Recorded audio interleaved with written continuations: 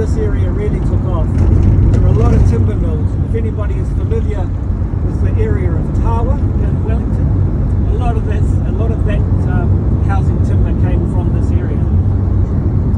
Now, so we had a very large hospital, our own operating theatres, surgeons, nurses' home, government departments, big.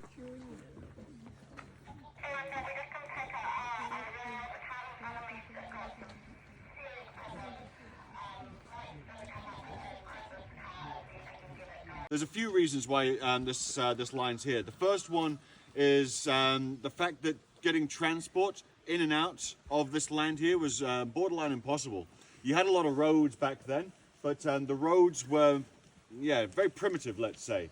And they were all pretty much made of what's called Papa rock. Did you get a little bit of a detail on Papa rock before you left as well? Great, I can tell you about that. I'm looking around on the floor for some, and it's all washed away. So Papa rock is pretty much what makes up the underneath the topsoil of the whole King Country. It's that grey stuff that you might have seen on some of the hills after slips have been down. So you'll see a lot of it today. That grey stuff is basically old seabed from millions and millions of years ago. It's a sedimentary stone, compacted by hundreds of thousands of millions of years of pressure from up top of the seabed and then the land that was on top of it. Along with tectonic movements and the plate shifting, pushing New Zealand out of the sea, and a lot of volcanic activity as well, it's basically been lifted to the point where this is what's around us now. And the topsoil that's on all the hills around here is usually around 1 meter to 2 meters. So it's not that much. So if you imagine when they originally built the roads going all the way out through to Stratford and the coast, they took away the topsoil and they found a very hard stone, which is that Papa rock, because underground it's incredibly hard.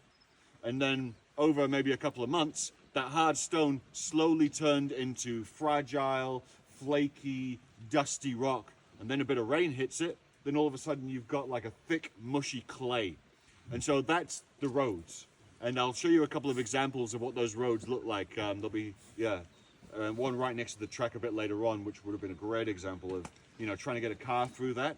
You better have a few spades and shovels to dig yourself out.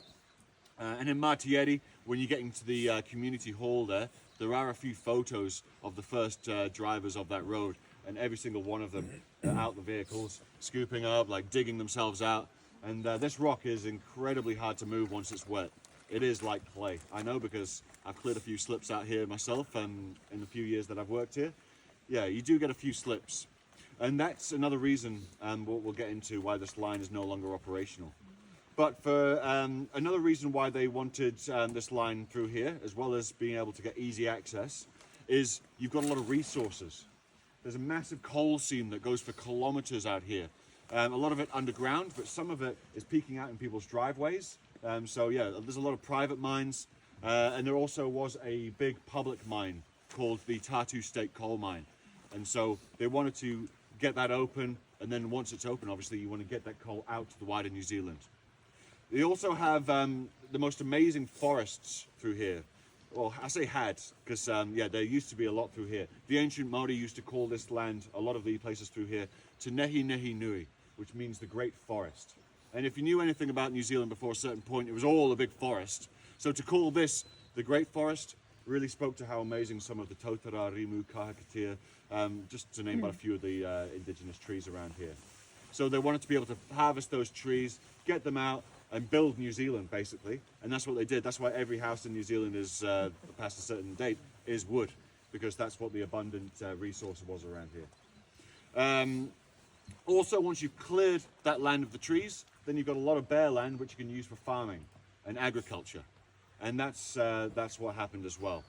So with all those reasons to make all these, for this line to go in, they got finished. And then for about 30 or 40 years, there was a massive amount of prosperity through here. You can imagine the amount of work that went into making this line go in. I mean, up until 1932, they really, had way too much time on this line compared to what they were anticipating. They wanted it to take 15 years. It took 32. But they had a couple of obstacles in the way, let's say. One of them, the war. So you had the war during that time as well. So a lot of the able-bodied young men actually got sent away overseas And because they were from poor rural communities, a lot of them straight to the front lines.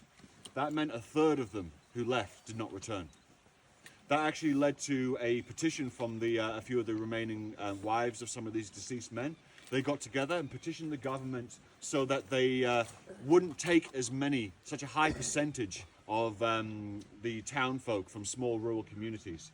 Because what happened, it devastated a lot of the people who were basically waiting here for their husbands, and the communities that didn't have the able-bodied young men anymore. So they weren't able to do the work that they needed to do. And so, yeah, with that petition, it was successful. And even to this day, you can't take such a high percentage of people from a small community to go over to war, just in case we have such big losses that the town wouldn't survive. So yeah, that's one slightly good thing that came out of that. The men who did come back from the war came back to something called the Spanish flu. The Spanish flu was devastating, actually. It killed quite a few Kiwis and even more Maori because of the conditions, especially along these lines and in these areas. The conditions are rough. Right now, it's the end of summer, borderline. It's quite pleasant out here, but you can imagine when it gets to about 0 degrees out here in the middle of winter, with this kind of moisture in the air, yeah, it feels about -10. It gets through to your bones. It's awful.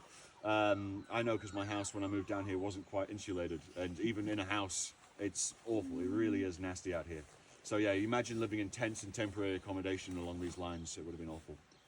And then, once the Spanish flu cleared up, you've got something called the Great Depression. But the thing about the Great Depression, everyone would have taken a hefty pay cut, but for the time they were still well paid. But the line was only a few years away from getting finished. And all these other projects that the government had around New Zealand, they couldn't afford to do. But they knew that if they took resources from all these other projects, threw them at this line, they'd get it done a bit faster, and then you could actually get some economy going up and down the line. Then all those trees, all that coal, you can start bringing some money in. So that's exactly what they did. And the last couple of years just flew along, and then it was open in 1932. Yeah, massive celebrations for that. You can imagine 32 years of anticipation in this land here, and then all of a sudden you've got trains, 10 trains a day going through your backyard. Absolutely incredible. And then you've got about 30 years, like I said, of prosperity. You've got the Korean War going on at some point, so you've got the wool at a premium. So a lot of the farmers who have sheep along here, they are making an absolute mint. You've got the miners who are doing really well at the Tatu State Coal Mine, getting paid quite well. All the farmers, actually, any kind of farming you can do during that time, you were getting a decent coin for it. So yeah, 30 or 40 years of absolute just raking in money. And I'll explain in one of the towns the consequences of that. But the problem is, this line went in through some wild lands. You've made big cuttings through that Papa Rock I was talking about. And over the years, that Papa Rock is starting to degrade and starting to let go of a lot of rocks, and there's a lot of slips on the line, a lot of topsoil just falling off the side of hills. So for our carts, it's not too bad. We can dig it up, we can slow down, we can get it out of the way. But for a train going 50, 60, 70 kilometers per hour, yeah, you don't have much time to stop, really. And so you're having a lot of problems with, crashes, derailment was a big thing towards the end of the tracks line, because all that movement from the slips and the ground moving is making the track basically weave in and out. As we go forward, you'll see a lot of straights that aren't that straight anymore. So yeah, you can imagine a train whizzing along there. Usually what would happen is the back carriage would flick itself off, and then they would drag it for at least a kilometer before they even realized that thing had come off. And that happened many, many times. And the final one, there were a couple of things that happened in the last few years of the operation. In 2002, there was a fatality of a train cart further down the line, going too fast around a corner, tipped over. The train driver was trapped inside the carriage, inside a bog, basically, and he passed away. And then in 2008, you had your final derailment. And that derailment lasted for 7 kilometers, ripping up sleepers and all of the track that whole way. They didn't even realize until the whole train ended up tipping over. So yeah, that's pretty much the end of the line. Kiwi Rail at that time were like, no, this is too much money. This is happening too regularly. And so they basically got what they could, salvaged what they could, Apparently a lot of locals showed up to pick up some whiteware that was spilled all over the track. Everyone helped themselves, cleaned it up. They buried what they couldn't move, and then the rest of it got moved elsewhere. And then they shut the line down completely in 2008. And then this line lay here for about 3 or 4 years doing absolutely nothing. And then our original owner, a guy called Mr. Ian Baum, he was in a place called Ohura, a little town that we'll go through later. And he was looking for investment properties. He's a bit of a savvy man, a farmer / entrepreneur. And so he saw this line was doing nothing at the time. And so what he did was he had a little thought to himself. It's like, I've got a friend who imports these carts from Augusta in America for golf courses and stuff like that. Why don't I get a few of those over and put them on the rails, see if they work? And so that's what he did. It worked pretty well. The original wheels were steel, very, very noisy, so we changed them to plastic. But he went down to Kiwi Rail in Wellington, had a meeting, 3-day meeting. He came back with a 30-year lease on the line. We've had about 15 of those years now, 14, 15. And at any point, Kiwi Rail have a contract clause saying that they can take the line off us at any time. However, to reinstate this line, it's going to cost them close to about 3 or 4 billion. And that's a government estimate, so it could go way up. So we think our jobs are safe for the next 15 years.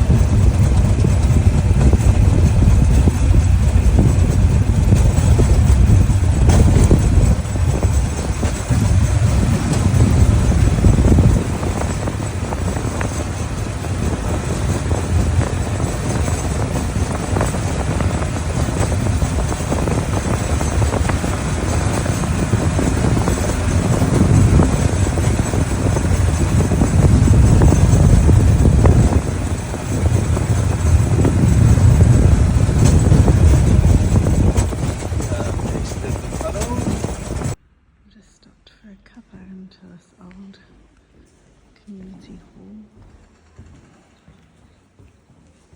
Very old school New Zealand for sure. Toilets, which is nice. And that's the setup there on the side of the road.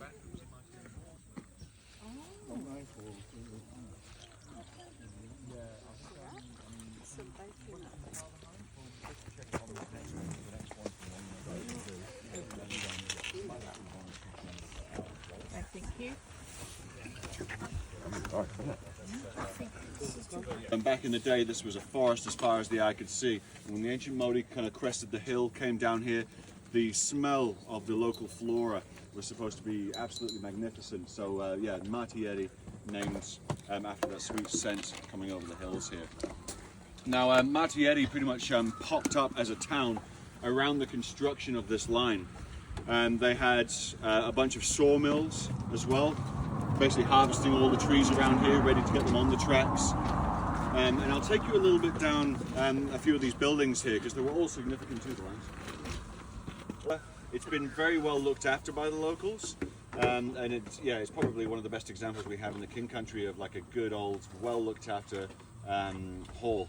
It was used for watching movies as well. It has a little projector room up at the top, just behind that grate. But even today, there's not much happens there. We use it, obviously. You get the school, who use it for assemblies and presentations, and then not so much these days, but they used to last year have a badminton every Tuesdays inside the hall. But I think no one can be bothered to move all the chairs at the moment, so they just leave it. Now, just next door, you've got the Cosmopolitan Club. That is where the old gentleman's club used to be. So in the times of Prohibition, that was the one building that you can go in and legally buy a drink. So if you're a female or if you're a Māori, you weren't allowed in there. Mainly the Māori weren't allowed in there because King Tawhio, part of his negotiations for getting this line through, the king did not want his people to have access to alcohol. He'd seen the damage that it had done to different tribes and iwi around New Zealand, and he didn't want it for his people here. So it was specifically for the Western workers. You could only get the alcohol legally inside that building there. And I say that building, it wasn't that building. That building's a little bit more modern. The original building burned down in the 80s. However, being the only watering hole in town, everyone around here pretty much dropped what they were doing and lent a hand, and that thing went up in seconds. So, yeah. Now, when the ladies were invited in, it was said to adjust the atmosphere a little bit. It's said to be a little bit more cosmopolitan, hence the name change, and that's why they called it the Cosmopolitan Club. Now, all the small towns that we'll go through, and even in this area, they won't have like an old pub. Really, they're quite rare around here because of the Prohibition. It wasn't until the 60s when the Prohibition lifted. But these old pubs, like I said, don't exist. You will always have a cosy club, though. Every single one of these towns has a cosy club, and it is still the beating heart of the town. And even if there's nothing else open in any of these towns, you can still get at least 100 people to show up to a cosy club for an event, at least. Now, this cosy club here, it doesn't seem like there's many people around here, but as soon as there's like a four-wheel drive event or some kind of shears or whatever, you'll get about 200 people show up here. This grassy verge looks like North Shore Toyota with the amount of Hiluxes parked up. And guaranteed, because it's a rural town, about 5 hours later when they're starting to close up, everyone stumbles out, just gets in their ute and drives off. It's just the way it is. There's not much of a police presence around here, but they must be pretty good at driving under the influence, because there's not that many crashes around here. Not that I condone that kind of behaviour. I do not. Now, if you were a female back in those days and you wanted a drink and you wanted a bit of a natter with your fellow ladies, you weren't allowed in there, but you were allowed in there. That's the small one. Yeah, exactly. The tiny little place. Built in the 40s, obviously, because it has its Art Deco little influence there. But the Daisy Maze, that was where the women basically solved the world's problems in there. It was also the Plunket Room. So if you were a new and expecting mother, that's where you would go to also check the health of yourself and your baby. But yeah, it had to double up as something, the quality not being what it is today. But yeah, so that's the Daisy Maze. Now, right next door, you've got the Margans. So that's the Margans General Store. Go back and talk about Lou Margan. Lou Margin was an expert in brick and tile because we got him down from the Auckland Brick and Tile Company in New Lynn. And his, well, did anyone notice out of the next 4 tunnels that we went through, excuse me, the difference? Yeah, it was all bricks. Yeah, it was all these red bricks here. So, show you a quick example.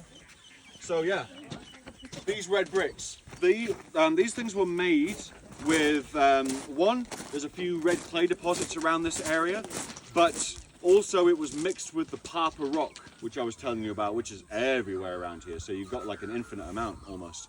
So they mixed the two together, and this Lou Margin gent, he was down here, he had about 12 kilns around the corner, and for about 1.5 years he was making these. And he made millions and millions, because whenever you saw the red bricks in those tunnels there, there's about 4 layers, 3 or 4 layers of these bricks. So the amount of bricks that went into making them, it would have cost a lot less money than getting the concrete and river rocks out there. But any of them that were broken, just like this one, they still had a purpose. They were then crushed up and sprinkled on the roads to shore up those roads to make sure that they weren't boggy and marshy anymore. So yeah, these bricks all had a very big purpose. So after about 1.5 years of, you know, baking those bricks, he decided that, you know, his job there was done, but he still wanted to be useful for the town. He didn't want to go back up to Auckland yet. So this time he had 6 kids, 5 boys, 1 girl. And he figured, you know what, I'm going to use these kilns. I'm going to become a baker. If I can bake bricks, I can bake bread. That's what he told himself. However, the locals around here reported that they couldn't tell the difference between the bricks or the bread. So yeah, he was yeah, obviously a bit more of a brick maker than a bread baker. But once he finished that, he stuck around. He opened up the Margin's General Store over there. That was your everything store. It was your warehouse, your Target, your groceries, your dairy, everything. It was also one of the first places in the King Country where you could get refrigerated goods. So you could actually get a cold milk out of the fridge, which was, for the time, pretty revolutionary. It's been closed for a long time, that Margin's General Store, even to the point where the owner has stuck up a sign on the front of the business there. It was, well, not a business anymore, but the sign says, please don't break my windows and steal this stuff. Just, this is my number, give me a call, I'll let you in. Because he was just sick of people breaking windows. So yeah, if anyone wants anything from there, the number's on the front of the property there. And the final couple of buildings I want to talk about is right down the very end. You've got the blue building and the pink building. The blue one first, Wales.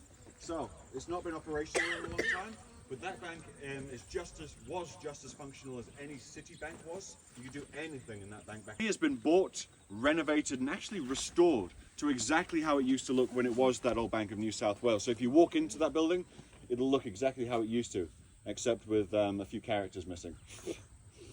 Now, just on the inside of that, you've got that pink building. That is one of Martietti's great success stories of the modern era. Let's let these guys drive past. Home of a business called Solvay Swings. Now, Solvay Swings started off its life, well, way back in the day. There was a local lass named Jenny.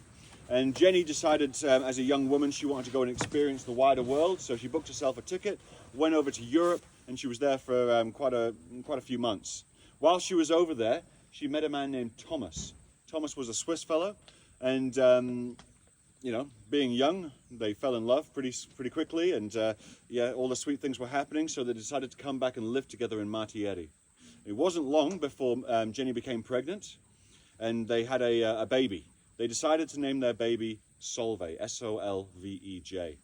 And they wanted for their baby what they call a jolly jumper or a kid's swing. But they didn't want it to be plastic, they wanted it to be made from good materials and last for like a good long time. So, Jenny being a seamstress, Thomas being a cabinet maker, they put their skills together and basically made one of these seats. Just out of local materials from around the place. Now, it must have been good because their friends and neighbors and family started putting in requests for seats of their own. And yeah, before you know it, they had a business. Now, skip forward about 10, 15 years, and the business is going quite well. They're starting to export a little bit to Australia and sell a lot around New Zealand. However, Jenny thought that this business could skyrocket as long as they made some US connections. So, Jenny books a ticket over to the States. She's over there for about 6 months, trying to sell her business and sell these seats around to little success. No one wanted a word of it over there. Yeah, this little town product, they didn't want it. So she came back to New Zealand a bit dejected and got back on with the orders that they already had. However, 3 months after that, they get a phone call from someone with an American accent. And the phone call went like this. Excuse me, Jenny. Yeah, we've seen your seats. We love them. But my boss, she really wants to put it on her social media. She wants to promote it on her top 10 most wanted Christmas list. That person was Kourtney Kardashian. So yeah, if you don't know Kourtney Kardashian, she's pretty high up there in the social media world.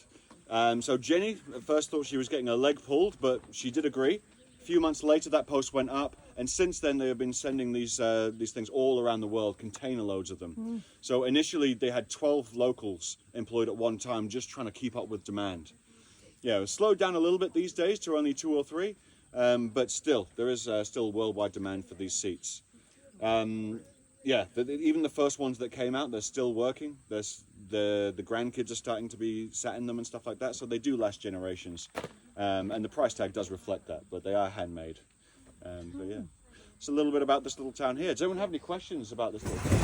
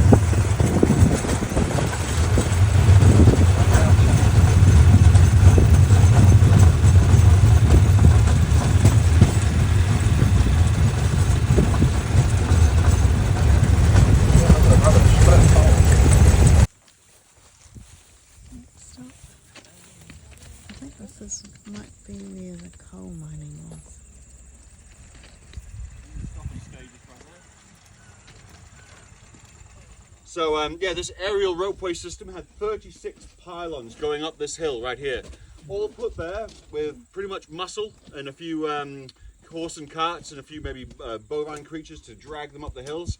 But they were put there with muscle, sweat and determination. There's no fancy cranes lifting them up and putting them in. Yeah, so the smallest one of those was 1.6 meters. The tallest one was about 35 meters. So you can imagine how tough that would have been to get that all the way up there, especially through some of that land, which would have been like how the trees are up there. That's the kind of land that a lot of it was put in. Now, right up next to the coal mine, there was a little village that was purpose built. So you had your single miners staying in the hostel. You had your married men, so the men and their wives. They had their own camp, which is a bit further along here. And then you had your married men with children. So the full family package, they got pretty much promoted and sent up to the hill. And that's what they called it, up the hill. That was the name of their little village. It had a church, it had a school, it had a little shop, all the little mod cons that you need in a rural area at the time. And it was all just purpose built for those miners. I'm not sure why they separated them, but I've got a few ideas. One, so that the single men wouldn't fraternize with any of the married men's wives or anything like that. It probably saved a few arguments. But yeah, that's the only real reason I can kind of think of, just to kind of keep the relationships apart. But yeah, again, they had a problem. Just like Mangapado back there, they got told that you can't have a name of a place called Up the Hill. It doesn't quite work. It doesn't look great on a postage thing. So they got told to come up with a better name. So they all put their heads together, and overnight they came up with the beautiful name of Puketihi. So yeah, wonderful name. Does anyone know, hazard a guess at what that means? Up the hill. Up the hill, exactly. So you're allowed to name it Up the Hill as long as it's in a nice language.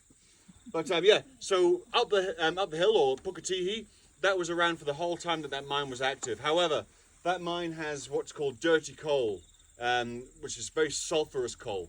So it ended up not being that desirable over the years, and they decided to shut that mine down because that sulfurous coal stunk. It was very stinky, but it also burned fast and burned hot. So it wasn't that applicable to your home scenario. So if I went and used that coal in my house, it'd burn through my fireplace quite quickly because of the heat that coal burns at. So it was only really used in industrial burners in schools, colleges, universities, and places like that, with a burner that could really take that kind of heat.